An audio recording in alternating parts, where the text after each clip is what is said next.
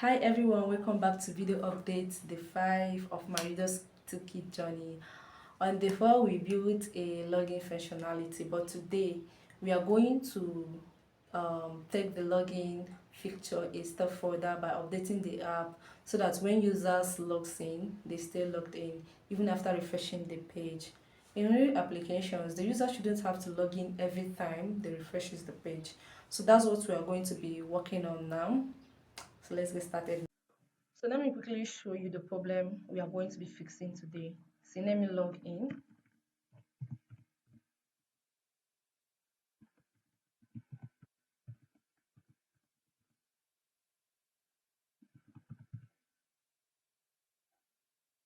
Now I have been logged in. Now let's refresh the page. You see, I am being logged out. So this is not a good experience, right? In real application, a user shouldn't have to log out because they refreshes the page. So that's what we'll be fixing in this video. Let's get started.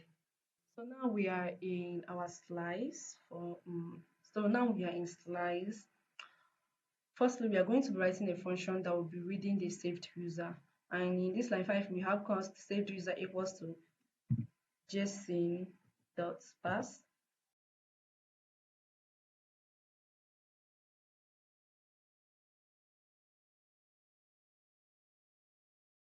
So I want to explain something here.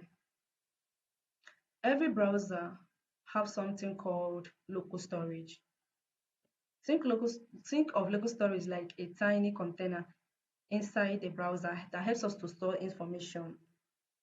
And the beautiful part is that whenever we refreshes the page, that information is still there.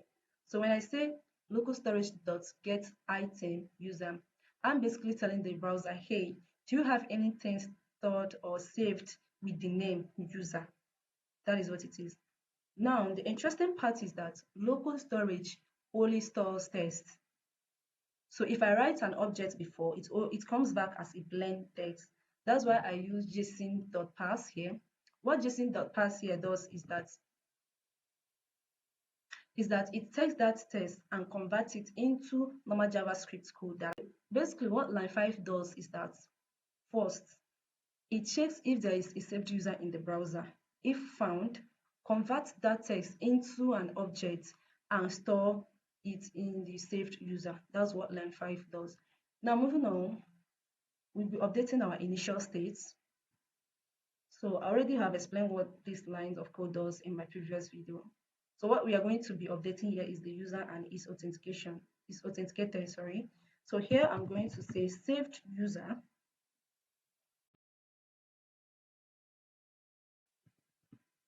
So what this thing means is that it checks if there is a saved user from earlier, use it.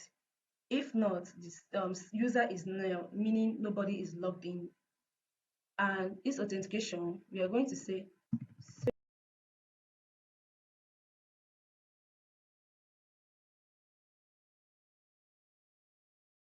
So what this one means is that it checks if saved user exists, it turns it to true. If it doesn't, false. So this is how the browser knows if someone is already logged in when the page loads or refreshes. Now moving on, we are going to be updating the login sources. Here we are going to be writing our local storage.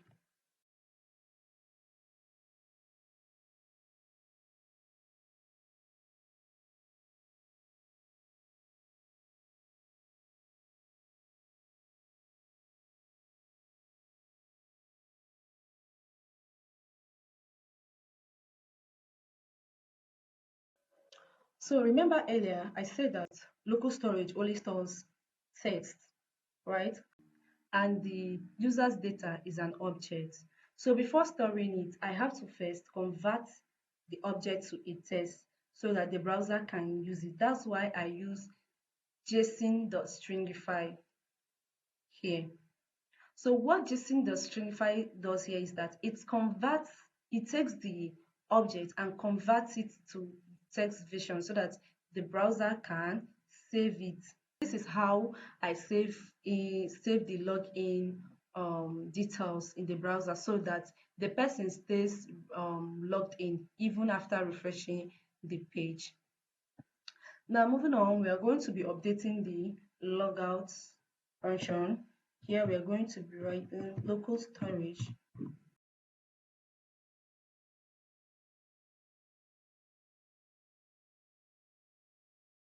line 59.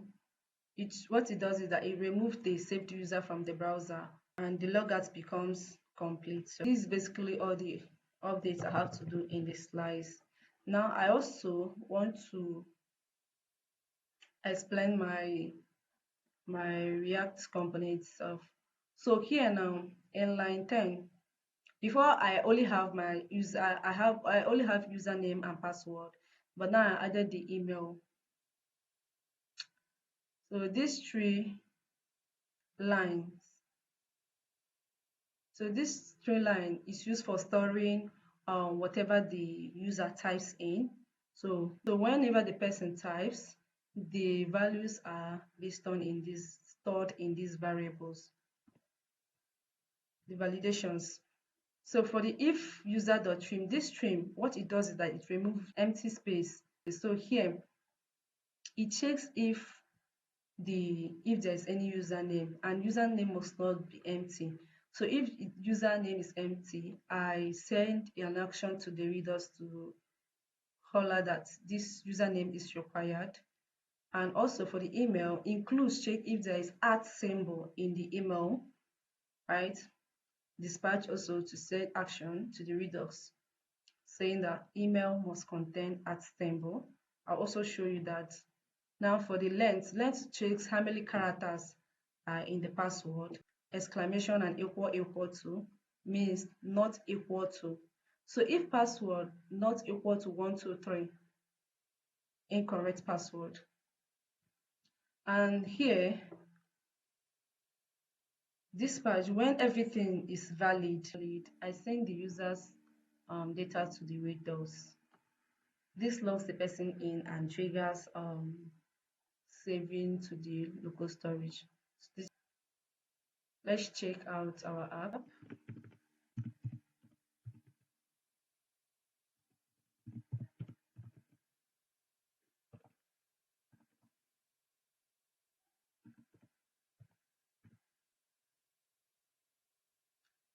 Being logged in. Now let's refresh the page.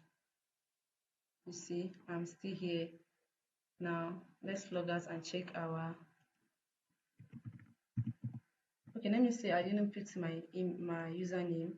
Then let me put my email, gmail.com.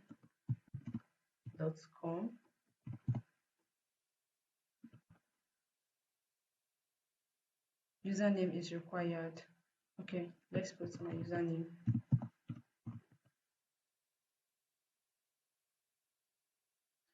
Email must contain @ okay, let's add that one. Password must be at least 4 characters. Now we are logged in. So that brings us to the end of today's video update day 5. So let's see you in day 6.